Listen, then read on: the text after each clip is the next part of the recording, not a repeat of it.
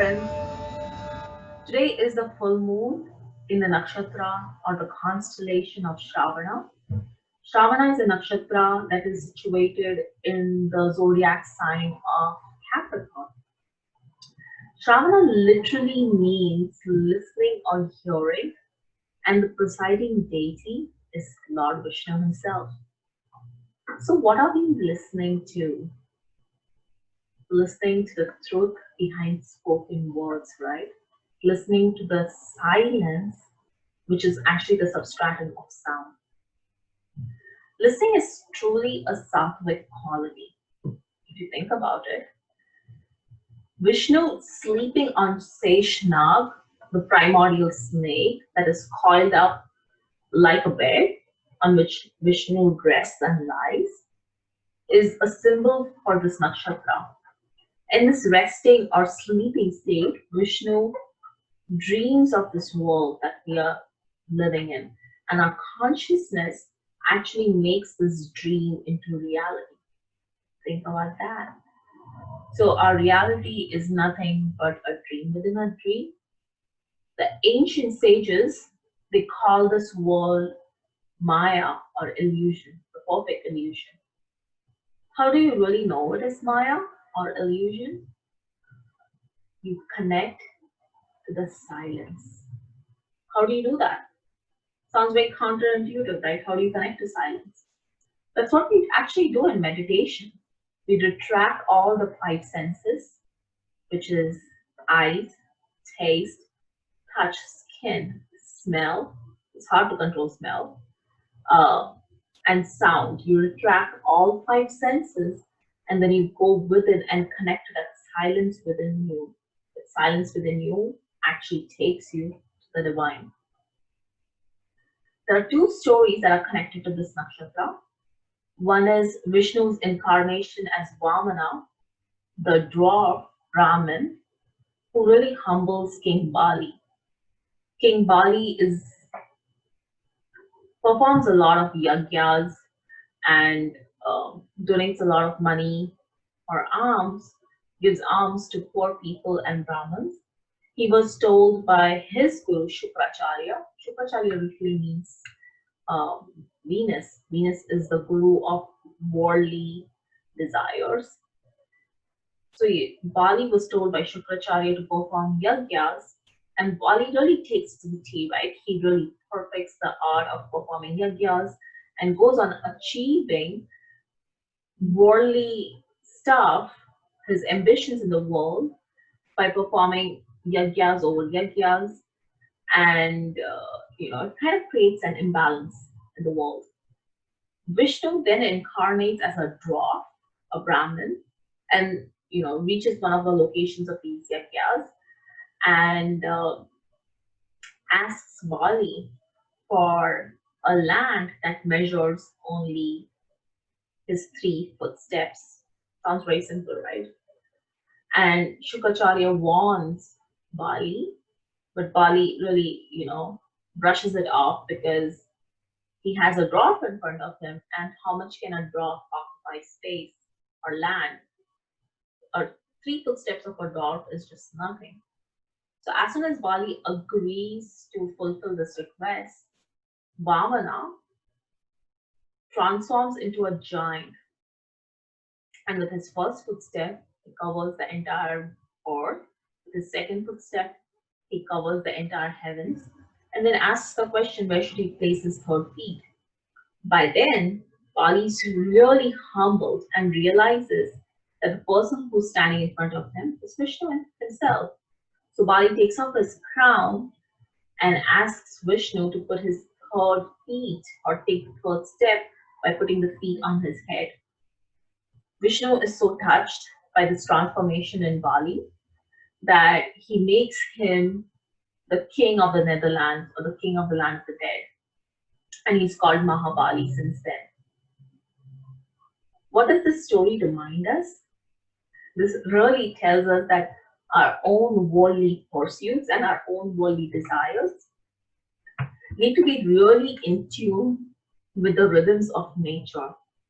Instead of really using nature to fulfill our own needs, We need to live our life listening and being in tune with the rhythms of nature.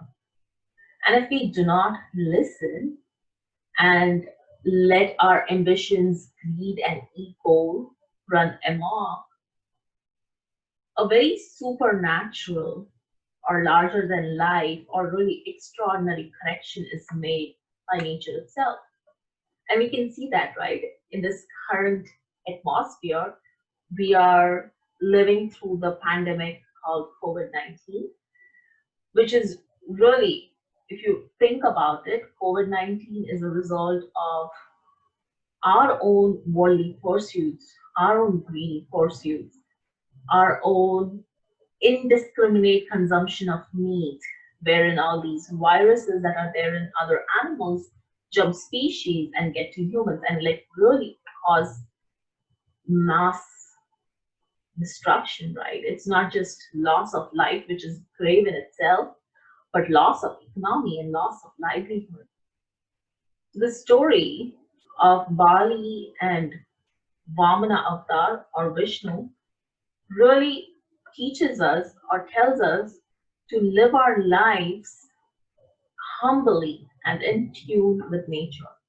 The second mythological story that is associated with this nakshatra is that of Parvati's penance to marry Shiva. So Parvati, as a young maiden, fell in love with Shiva. Shiva is deep in meditation, doesn't even look at Parvati, doesn't even realize about her existence and her feelings towards him, and has already burnt Cupid to death because Cupid was trying or forcing this union to happen. Parvati then turns inwards and conducts an intense penance in this month of Shravana.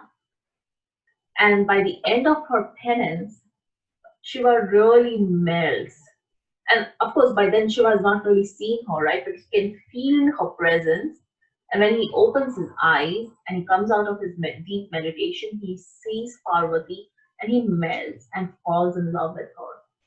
And then their love story is like the greatest mythological love story. What do we learn from this?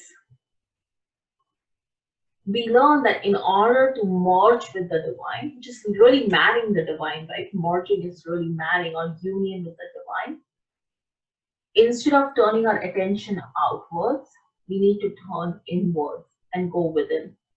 And for all those ladies who are really looking to get married and find a husband, and several people, several women in India especially, conduct these fasts called 16 Monday fasts to impress Shiva for a husband.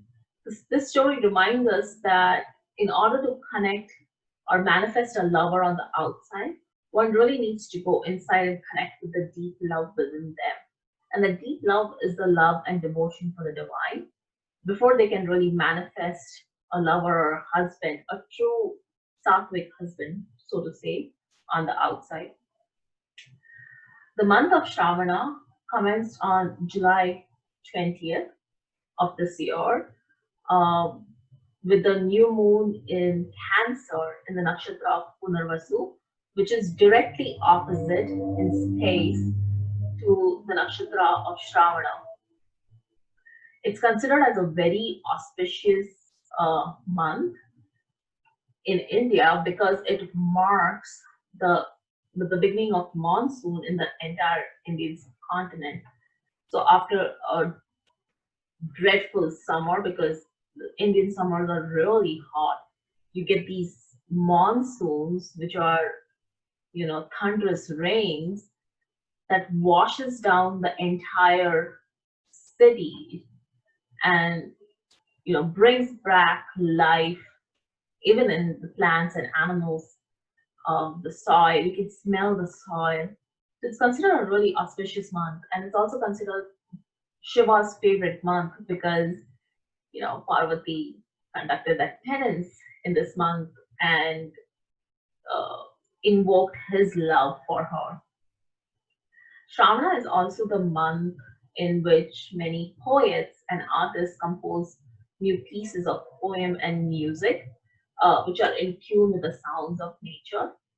And it's not surprising that the constellations of Shravana and the next constellation Dhanishta are associated with rhythm and sound, but also with silence, which is really, the underlying substratum of any rhythm or sound.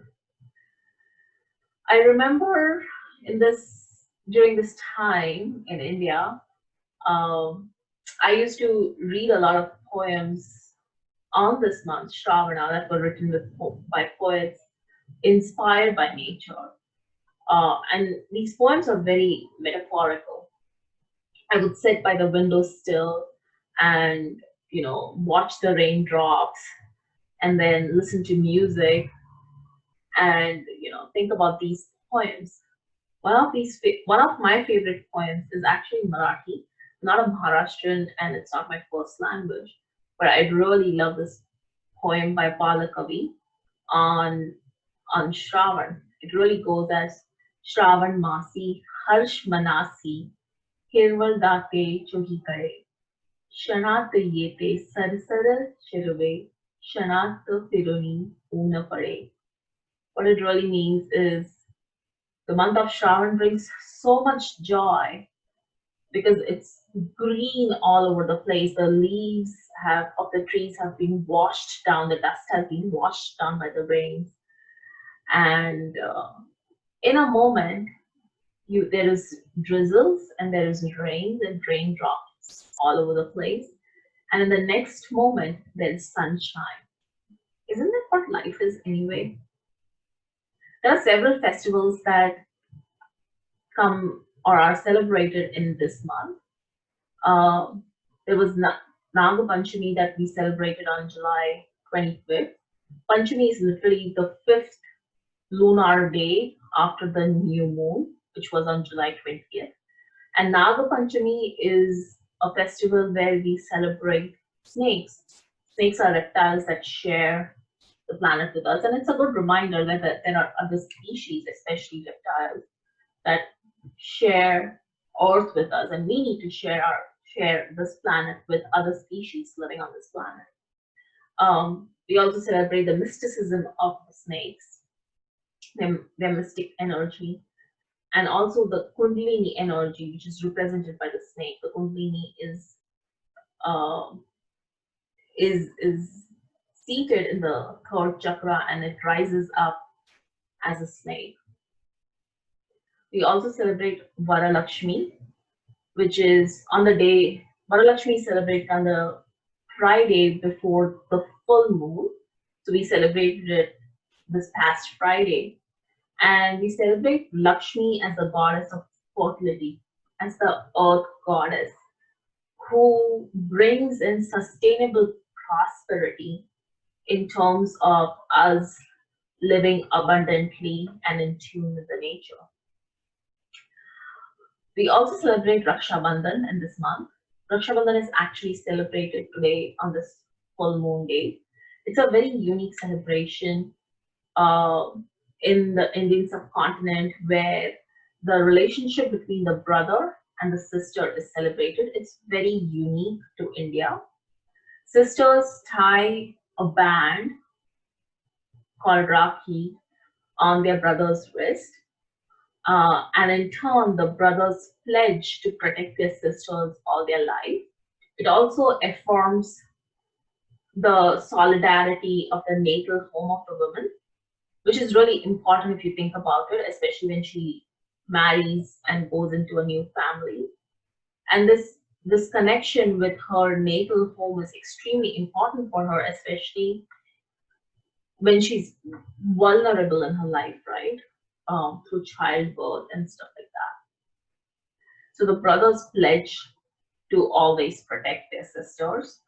Of course, in modern times, women would claim that they don't need any protection, but it doesn't hurt to have somebody in your corner, right?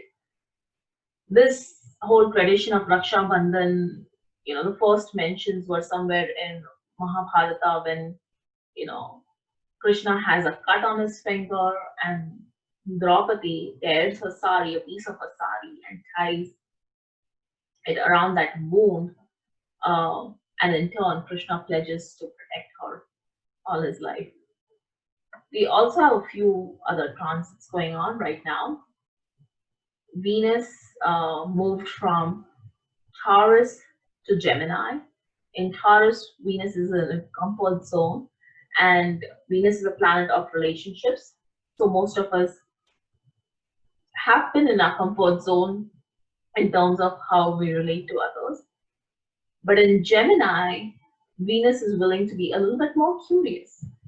So if you find yourself being a little bit more curious about how somebody else thinks or their perspectives or worldviews, is because of this Venus transiting into Gemini. It can also bring in really strong opinions, um, but it brings the opportunity for everybody to listen and learn about each other's point of views and move in a direction from there, move in a direction from common knowledge. We also have Mercury that has moved from Gemini to Cancer. Mercury is our intellect, it's our speech, is our ability to communicate. And Cancer is a sign where we are emotional, not as in a negative way, but we are emotional, we are nurturing, we are connected to the heart. So notice how when you speak up or you speak out or you write any form of communication is coming from a place of deep emotional connection within yourself, something you're emotional about, something you're passionate about, something you really believe in your heart. Notice how your communications are coming from that place. It can be a little confusing because Mercury is very intellectual and exercises high levels of discernment, but with in a watery sign like Cancer, it can be swayed by emotions, right? So that's something we need to keep in mind. That's all I have for today. Let me know how y'all celebrated this full moon in the nakshatra of Shravana. It's one of my favorite months. If you have any other festivals y'all celebrate during this month, leave a comment below and let me know. Thanks. Bye.